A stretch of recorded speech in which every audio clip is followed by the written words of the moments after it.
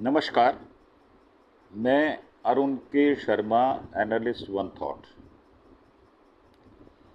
काफ़ी दिनों से बातचीत चल रही है ईरान और इज़राइल के जंग की। कई पहलू सामने आए हैं और उन पहलुओं में कई सच रह कर बाहर निकलने का प्रयास करते हैं।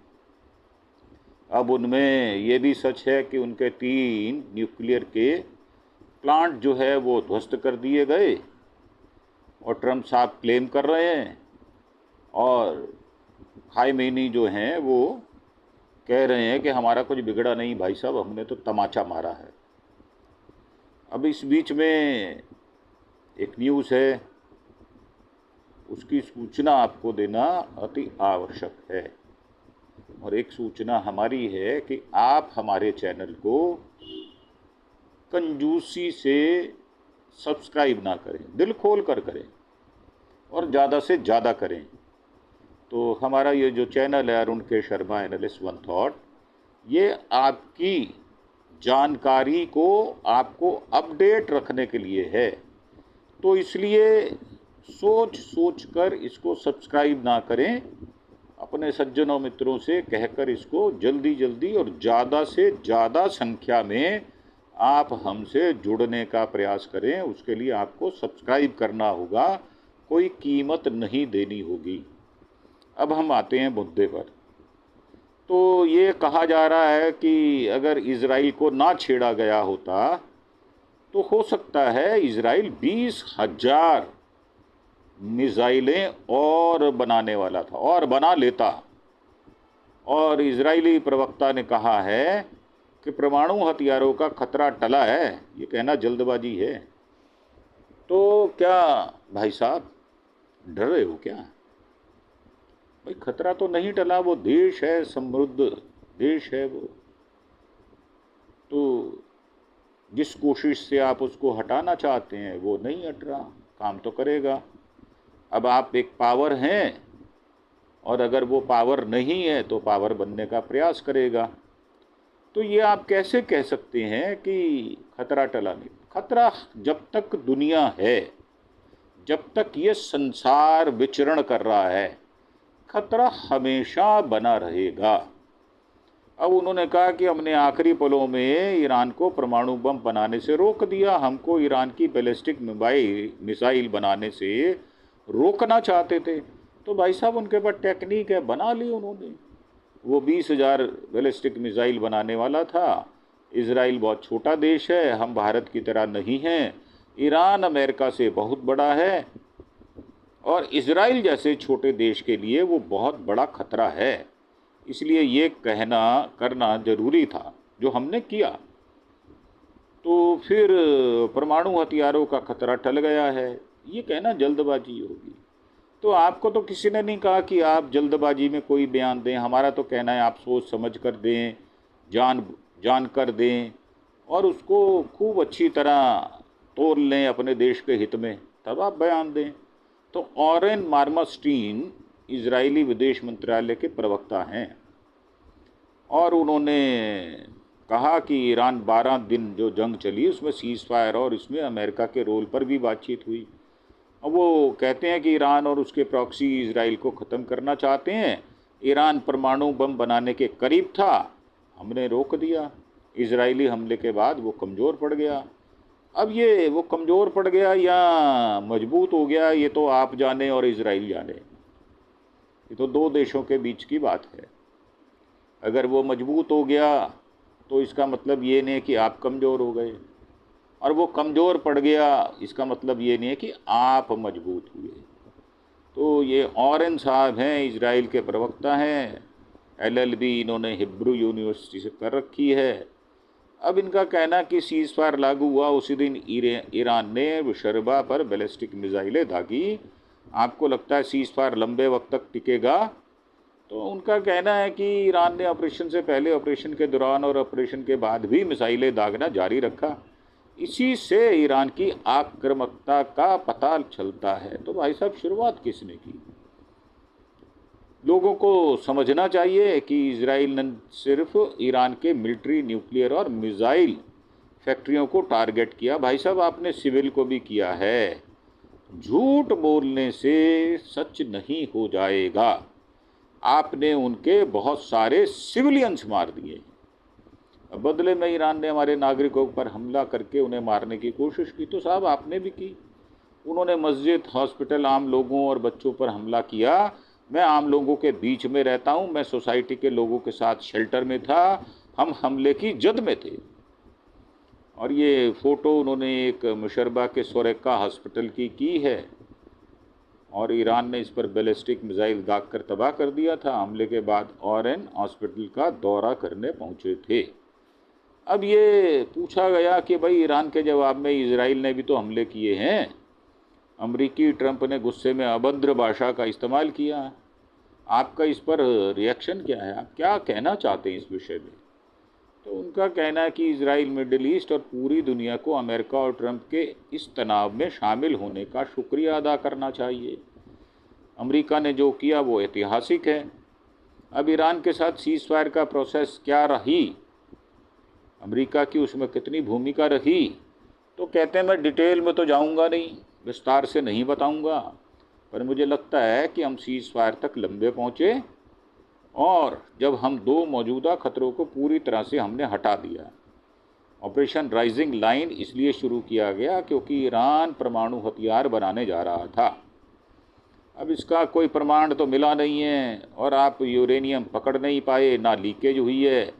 तो ये थोथी और खोखी बातें जो हैं, इसको तौल कर देखना होगा। ऑपरेशन इजराइल अमेरिका के लिए बड़ी कामयाबी है। हमने ऑपरेशन बंद कर दिया। हम अलग तरह का भविष्य चाहते हैं। मुझे अपनी बेटी के लिए अलग भविष्य चाहिए। अमेरिका के विशेष राजदूत स्टीफन वीडहॉफ ने कहा कि वो मिडल ईस्ट को बेहतर बनाना चाहते हैं। हमें लगता है कि पूरे रीजन को अब्राहम संधि के तहत शांति की तरफ बढ़ना चाहिए। ईरान को अपना परमाणु कार्यक्रम छोड़ देना चाहिए। अब भाई साहब आपको अपनी बेटी के लिए सुंदर भविष्य चाहिए ना, तो आपको उसके लिए निजता में मेहनत करनी होगी, और इस बात का किसी से कोई लेना देना नहीं है, कम से कम किसी देश का तो लेना देना नहीं है। तो आप अपनी बेटी का भविष्य सुंदर बनाएं, हम आपको कम्प्लीमेंट्स देते हैं, और हम आपकी बेटी के लिए सुंदर भविष्य की कामना भी करते हैं। अब अमेरिका ने खतरनाक ईरानी सत्ता को परमाणु हथियार हासिल करने से रोककर पूरी दुनिया को बचाया है। अमेरिका ने फिर साबित किया कि वही दुनिया का लीडर है। जी नहीं, ये वहम है, ये थोथा वहम है। इस बात के चक्कर में ना पड़े कि कौन विश्व का लीडर है, कौन विश्व गुरु है, कौन विश्व गुरु है, किसकी जीडीपी ज़्यादा है। सब सांस ले रहे हैं, सब खा रहे हैं, पी रहे हैं, सो रहे हैं। तो इस बेकार के वहम में पढ़ने की आपको ज़रूरत नहीं है, और पढ़ना चाहते हैं तो खूब पढ़े भाई साहब, हम आपको रोकेंगे नहीं। अब ये कहना कि ऑपरेशन के बाद ईरानी परमाणु बम का खतरा हमेशा के लिए टल गया है, तो उनका कहना है कि ये जल्दबाजी होगी। हमारा अनुमान है कि ईरान का परमाणु कार्यक्रम बम बनाने की क्षमता कमज़ोर हो गई है। कमज़ोर तो हुई है, ये तो हम भी मानते हैं। महीने 2 महीने के लिए कमज़ोर हो गई, बढ़ जाएगी आगे। वैसे भी प्रैक्टिकल लाइफ में दिक्कतें, मुश्किलें जीवन में आती रहती हैं। तो ईरान का परमाणु कार्यक्रम बम बनाने की क्षमता कमज़ोर हो गई, वे पीछे, सालों पीछे चले गए। नहीं भाई साहब, आपको वहम है। ना सिर्फ अमेरिका बल्कि IAEA ने भी माना है परमाणु के ईरान के परमाणु कार्यक्रम को झटका लगाया है। ये झटका लगाया है, वो जोर का झटका धीरे से लगाया है। अब वो धीरे वाला झटका जोर से नहीं लगा। ये थोड़ा परिभाषा है, इसको समझना तो पड़ेगा। अब ईरान इजराइल युद्ध के बीच में भारत के प्रधानमंत्री मोदी साहब ने PM नेतन्याहू से कई बार फ़ोन पर बात भी की है। अब भारत कैसे इजराइल की इस तनाव के बीच में मदद कर पाएगा, ये देखने वाली बात है। तो उनका कहना है कि भारत हमारा दोस्त है, भारत और इजराइल की सरकारें बहुत करीब हैं। सिर्फ सरकारें नहीं बल्कि दोनों देशों के लोग भी एक दूसरे को बहुत पसंद करते हैं। तो ये तो बात ठीक है, और इस बात से आपकी देश की नीति बदलेगी नहीं, और आपके हालात नहीं बदलेंगे। भारत आपको कितना भी प्यार करे, आप कितना भी प्यार भारत से करें, तो वो बायलैटरल ये होती हैं चीज़ें। हम सामाजिक तौर पर, राजनीतिक तौर पर, और जो हमारे ब्यूरोक्रेट्स होते हैं वो अपने लेवल पर, सब नज़दीक होते हैं, सब इंसान हैं, सब एक दूसरे की बात को सुनते हैं। पर आपने जो गाज़ा में किया, जो हमास के साथ किया, जो फ़िलिस्तीन के साथ किया, वो उचित नहीं किया आपने। तो मुझे लगता है कि आने वाले दिनों में भारत इजराइल की दोस्ती मजबूत होगी। इजराइल ही सिर्फ एक ऐसा देश था जो भारत पाक तनाव के बीच भारत के साथ था। तो ये बात बिल्कुल ठीक है। और आपको ये भी बात ठीक है कि बहुत सारे देश हैं, उन्होंने मान्यता आपको नहीं दी। और देश के नाम पर एक देश आप अभी पूरी तौर से नहीं बने, आपको समय लगेगा, लोगों को रिझाना, मनाना पड़ेगा, आपको मान्यताएं नहीं मिली अभी। तो ये सवाल कि मुद्दा जो मीडिया से जो है, तो आप क्या कहना चाहेंगे? तो उन्होंने कहा कि इजराइल और ईरान के बीच बातचीत और डिप्लोमेसी के रास्ते तनाव समाधान हो सकता है क्या, ये तो बताओ। तो उन्होंने कहा पूरी दुनिया में ईरान से हर चैनल के जरिए बातचीत करने की कोशिश की गई। हम इस दिक्कत को बातचीत से ही सुलझाना चाहते थे, लेकिन ईरान बातचीत को फैला रहा था और परमाणु बम बनाने के लिए समय जुटा रहा था। ईरान के प्रॉक्सी को भी इजराइल से युद्ध के बाद अच्छा खासा मुनाफा हुआ है। अब युद्ध से मुनाफा हो गया, ये बात समझ में नहीं आती है। अमेरिका के लिए तो ठीक है भाई साहब, हथियार भेजे उसने तो अपनी सेल की। अब बाकी लोगों को कैसे फ़ायदा हुआ, ये हमारी समझ से बाहर की बात है। युद्ध से कभी किसी को फ़ायदा नहीं होता है। फ़ायदा होता है जो हथियार बनाता है और उसको बेचता है। अब हिजबुल को हमने तोड़ कर रख दिया। अब आप खुद ही कह रहे हो मैंने तोड़ कर रख दिया है, तो बताओ उसमें क्या दूसरा कोई क्या बोलेगा? आप अपने शब्दों को ध्यान से बोलें। अब अगर आपने तोड़ के रख दिया है तो वो टूटा हुआ हिजबुल है, ऐसे कह लो आप। तो ईरान ने परमाणु हथियार को हासिल करने के लिए बीते दिनों में हर कोशिश की।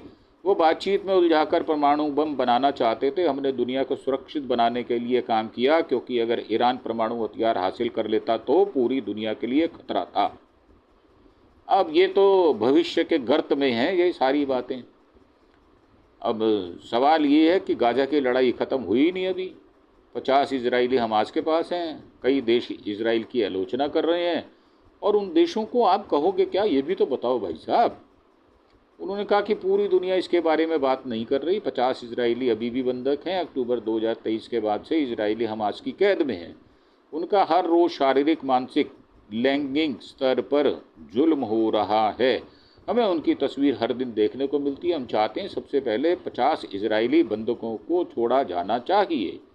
जो इजरायली कार्यवाही पर सवाल उठा रहे हैं उनसे मैं कहना चाहता हूं, अब अच्छा मौका है, हमास लड़ना बंद कर दे और सीज फायर करे। इससे इजराइल और फिलिस्तीन दोनों देशों के लोगों को राहत मिलेगी। तो फिलिस्तीन को तो आप देश ही नहीं मानते भाई साहब, उनकी ज़मीन घेरते जा रहे हो और उनको सिमटाते जा रहे हो। तो आपकी तो पॉलिसी बड़ी सही है। तो आप अपनी पॉलिसी पर भी गौर करो। जो शब्द आप कह रहे हो वो दिल से कह रहे हो, चाहते हो, दिमाग में है या नहीं है। तो गाजा के अल बला शहर की है ये फ़ोटो। यहाँ 25 जून को इजराइल ने हमले किए थे। अब अमेरिकी राजदूत ने प्रस्ताव दिया था कि कुछ इजरायली बंधकों को छोड़ो और हालात बेहतर करो। इजराइल ने इस प्रस्ताव पर हामी भरी थी, लेकिन हमास नहीं माना। अमेरिका का कहना था हमास का रिस्पांस मंजूर नहीं है, हमास आगे जाने की बजाय हमें बातचीत में पीछे ले जा रहा है। अब ये सीज फायर की बातचीत तो बहुत दिनों से चल रही है भाई साहब, आज कोई नई बातचीत नहीं है। तो कामयाब क्यों नहीं हो रहे आप? लेकिन सीज फायर क्यों नहीं हो पा रहा, ये भी तो बताओ ना। कहाँ कमी है, किस बात पर राजी नहीं हो रहा? कौन सी बात आपको नहीं अच्छी लग रही, कौन सी बात उनको नहीं अच्छी लग रही? अक्रॉस द टेबल बातचीत करें और कहीं ना कहीं दोनों पक्ष झुकें, बात बन जाएगी। और उन्होंने कहा कि हम पाला जिहादियों और सबसे कट्टर लोगों से पड़ा है। वे लोग सिर्फ हमें तबाह नहीं करना चाहते, बल्कि अपने लोगों को भी तबाह करना चाहते हैं। दुनिया को हमास पर दबाव बनाकर सीज फायर करवाना चाहिए। सीज फायर का प्रस्ताव हम नहीं लाए, बल्कि अमेरिका लाया था। इसलिए हमास को शर्तें मानकर सीज फायर करना चाहिए। अब वो करेगा नहीं करेगा ये तो आप और अमेरिका और हमास बताएगा। यूनाइटेड नेशंस और बाकी अंतर्राष्ट्रीय संगठन गाजा के मानवीय संकट का मुद्दा उठाते हैं, लेकिन इजराइल उनकी नहीं सुनता। क्या यूएन की प्रासंगिकता खत्म हो गई है क्या? आप उसको ऑथेंटिसिटी नहीं मानते उसकी? तो उन्होंने कहा कि ये संगठन हर चीज़ के लिए हमास पर निर्भर है। गाजा के हॉस्पिटल से जो भी आंकड़े आते हैं वो हमास के कंट्रोल में हैं। ये संगठन हमास के आंकड़ों पर यकीन करते हैं। इजराइल अमेरिका के साथ मिलकर गाजा में मानवीय मदद पहुंचा रहा है। पिछले कुछ हफ्तों में 2000 से ज़्यादा ट्रक्स राहत सामग्री के साथ पहुंचे हैं। अब वो ये तो बात ठीक है, आपका भारत के लिए क्या मैसेज है? भारत को आप क्या कहना चाहोगे? तो उनका कहना है कि आपकी दोस्ती के लिए शुक्रिया, हम भारत सरकार के शुक्रगुजार हैं, हमें भारत और इजराइल लोगों की दोस्ती पर गर्व है। ईरान के सुप्रीम लीडर बोले हैं कि इजराइल को बचाने जंग में कूदा अमेरिका। तो इजराइल का हमला शुरू होने के बाद से ईरान के सुप्रीम लीडर आयतुल्ला अंडरग्राउंड थे। कल वो बाहर आए और उन्होंने बयान सब दिया है। उन्होंने गुरुवार को ईरान के लोगों को इजराइल के खिलाफ जंग जीतने की बधाई भी दी। और खमेनी ने एक्स अकाउंट पर लिखा कि मैं झूठी इजरायली सरकार की जीत के लिए बधाई देता हूँ। ईरान ने अपने हमलों से इजराइल को धराशायी कर दिया, कुचल दिया। अब आप कह रहे हैं उन्होंने कुचल दिया, वो कह रहे हैं उन्होंने कुचल दिया। भाई साहब, किसने किसको कुचल दिया ये तो पता ही नहीं लग रहा। अमेरिका दोनों देशों के बीच खुली जंग में इसलिए कूदा क्योंकि उसे डर था अगर उसे दखल नहीं दिया तो इजराइल पूरी तरह से ख़त्म हो जाएगा। तो आपको अपने अस्तित्व की लड़ाई लड़ रहे हैं ना। ईरान तो अपने अस्तित्व की लड़ाई लड़ नहीं रहा, और अमेरिका दोनों देशों के बीच खुली जंग में इसलिए कूदा कि उसे डर था, उसने दखल नहीं दिया तो इजराइल पूरी तरह से ख़त्म हो जाएगा। अमेरिका को कुछ हासिल नहीं हुआ। ईरान ने अमेरिका के चेहरे पर जोरदार तमाचा मारा है। ईरान ने अमेरिकी एयरबेस पर हमला किया, उसे नुकसान पहुंचाया, जो मिडिल ईस्ट में अमेरिका के प्रमुख ठिकानों में से एक है। ईरान के पास मिडिल ईस्ट में अमेरिका के अहम ठिकानों तक पहुँच है। अगर कोई हमला हुआ तो दुश्मन को भारी कीमत चुकानी पड़ेगी। अब इजराइल ने कहा है कि खमैनी हमारी पहुंच में होते तो मार गिराते। इसका मतलब आपकी पहुंच में थे नहीं और आप कह रहे थे हम तो कब्जा कर लिया, हमें पता है कांचे पे बैठे हैं, कौन सी कुर्सी पे बैठे हैं, कितनी लंबी चौड़ी कुर्सी है, क्या कपड़े पहने हुए हैं, उन्होंने आप तो सब बता रहे थे। अब इजराइल ने रक्षा मंत्री इजराइल कटाज ने 26 जून को कहा, मतलब कल, इजराइल ईरान के सुप्रीम लीडर आयतुल्ला को ख़त्म करना चाहता था। कटाज ने चैनल 13 को दिए इंटरव्यू में कहा अगर खमैनी हमारी पहुंच में होते तो हम उनको मार गिराते। इसका मतलब आपकी नीयत में खोट है। आप किसी के राष्ट्र के अध्यक्ष को मारना चाहते हैं तो आप कितने मानवतावादी हैं ये तो बात साफ पता चलती है। और उन्होंने कहा कि इजराइल खमैनी को ख़त्म करना चाहता था लेकिन ऐसा करने में कोई मौका मिला नहीं था। अब उनसे पूछा गया कि क्या इजराइल ने अमेरिका से इजाज़त मांगी थी, तो उनका जवाब था हमें इन चीज़ों के लिए किसी की भी ज़रूरत नहीं है। नाटो समिट में ट्रंप ने कहा कि ईरान ने जंग में बहादुरी दिखाई, और अमेरिकी राष्ट्रपति डोनाल्ड ट्रंप ईरान की तारीफ कर चुके हैं। उन्होंने 25 जून को नीदरलैंड में हुई नाटो समिट के दौरान कहा कि इजराइल ने जंग में बहादुरी दिखाई। ईरान को जंग के बाद नुकसान से उभरने के लिए आयल बेचने की ज़रूरत है। अगर चीन ईरान से आयल खरीदना चाहता है तो हमें कोई दिक्कत नहीं है। अब ये बात हमने कल भी आपको बता दी थी और आज अब रेफरेंस आया तो हम आज भी आपको बता रहे हैं। इससे एक दिन पहले ट्रंप ने कहा था कि चीन अब ईरान से ऑयल खरीद सकता है, लेकिन मुझे उम्मीद है कि चीन अमेरिका से भी ऑयल खरीदेगा। तो आपकी मंशा तो अपना तेल बेचने की है भाई साहब, उसको महंगा पड़ेगा। आप बात ही नहीं समझ रहे। इतनी दूर से कौन चीन में खरीदेगा भाई साहब, वो तो उसके घर के पास है ना ईरान, तो उससे खरीदेगा, उसको सस्ता पड़ेगा। थोड़ा बिजनेस की टैक्टिस भी तो समझा करो। आपका महंगा तेल खरीद के वो क्या करेगा, कहाँ बिकेगा, उसका नहीं बिकेगा। तो अब व्हाइट हाउस के अफसरों ने साफ किया है कि राष्ट्रपति का बयान मतलब ईरान पर लगे अमेरिकी प्रतिबंधों से राहत का ऐलान नहीं है। तो भाई साहब, जब आपने राहत देनी होगी तब बता देना सारी दुनिया को कि हमने राहत दे दी है, और सारी दुनिया आपको तारीफ भी करने लगेगी। तो इसी के साथ हम इस एपिसोड को समाप्त करते हैं और आपसे इजाज़त चाहते हैं। आपसे विदा लेते हुए एक अंत में अपील करते हैं हम कि आप हमारे चैनल अरुण के शर्मा एनालिस्ट वन थॉट को सब्सक्राइब अवश्य करें, क्योंकि आपका सब्सक्रिप्शन बड़े ढीले ढीले से आ रहा है और हमें उत्साह में कुछ कमी सी महसूस हो रही है। पिछले 5 दिनों में हमने आपको करीब 40-42 एपिसोड दिए हैं। पूरी मेहनत मशक्क़त के साथ हमने काम किया है तो हम डिज़र्व करते हैं आप हमें सब्सक्रिप्शन अवश्य दें, ये हमारी मेहनत का फल होगा। इसी के साथ आपसे विदा लेते हुए थैंक यू, धन्यवाद, जय हिंद, जय भारत।